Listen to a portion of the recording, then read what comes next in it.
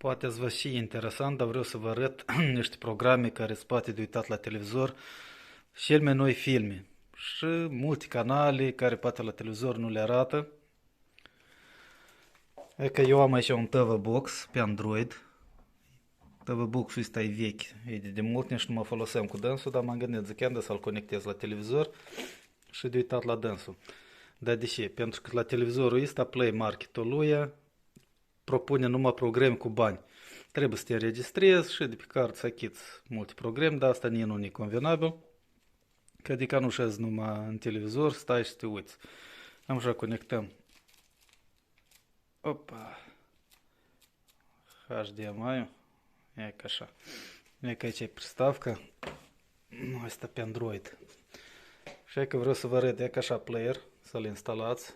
Și să puteți să vă uitați la televizor. E cam așa, vă arăt și denumirea. Așa. Poftim denumirea. O luați și o instalați de pe Play Market. Și puteți să vă uitați în direct la televizor. Iată s-o pornit. Punem la TV. Și poftim. O grămadă de canale. Toate arată în direct. Poftim. Multe canale rusești, ucrainești, multe canale străine. Și așa mai departe. Și aici se poate de uitat tot, mai multe categorii. Și am și vă arăt a doua programă. Ieșim de aici. Se cheamă Media Station X. E ca așa. O dați în căutare, chiar la приставка de asta Android, ori chiar și la televizor cu Android.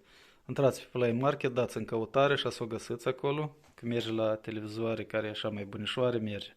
Televizorul, pur și simplu, aici nu merge, că e tare de demult și Play Market-ul nu dă în recomandații. Dați. E ca aici. Dar e deodată n-a să pornească, n-a să arete deodată toate canalele. Trebuie să intrați la setting. Opa, așa. Setting. Intrați la start. Și setup. Și aici am ușa să vă arăt și trebuie să descris ca să meargă player-ul. E ca denumirea asta trebuie să o scrieți. Am să xplayer.ru. Și apăsăm OK. Aici. Și yes. Și programa se restartează. Și încă nu-i tot. E că a scris succes. Apăsați pe plus. Așa. Pe plus. Și apăsați iz magazina. Și am ușa să alegem un player aici.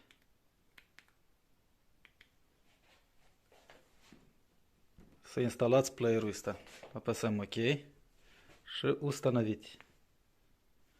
Și apăsăm запустить.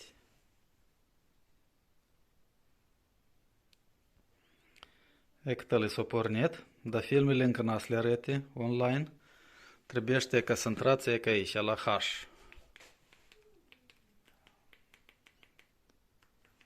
E ca așa, intrăm la H și trebuiește de înregistrat.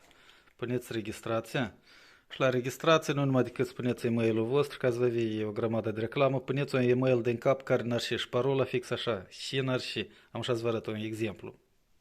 Iată așa am pus un e-mail, pur și simplu puneți, scrieți și n-ar și. Principal să fie sabacica mail.ru sau gmail.ru. Punem зарегистрироваться.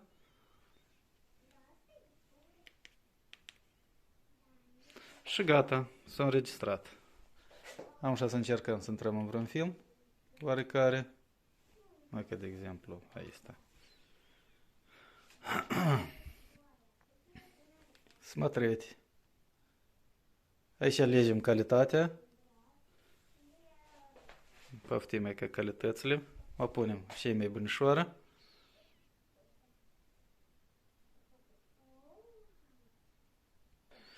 Iată și filmul.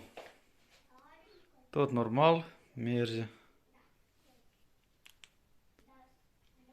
Adică să nu mai stați în telefon, să dați în căutare pe Google sau pe televizor. Deodată ați intrat în programul asta și cel mai noi filme. Aici deodată este mai multe, puteți să vă uitați seriale, legeți, multfilme, anime, diferite. E că cam așa ceva. E ca și la televizor cu Android, e că fix așa am pus programa asta, poftim, e ca Media Station X. E aici de-am e conectată și așa să vă arăt, tot arată bine, deodată online. Tot așa, alegem aici. Poftim, aici tot așa. Cel mai noi filme, de exemplu, Ведьмак, o punem. Tot e un serial interesant. Punem смотреть. E ca așa, alegem ce serie trebuiește, de exemplu, a 4-a, 5-a, 4-a.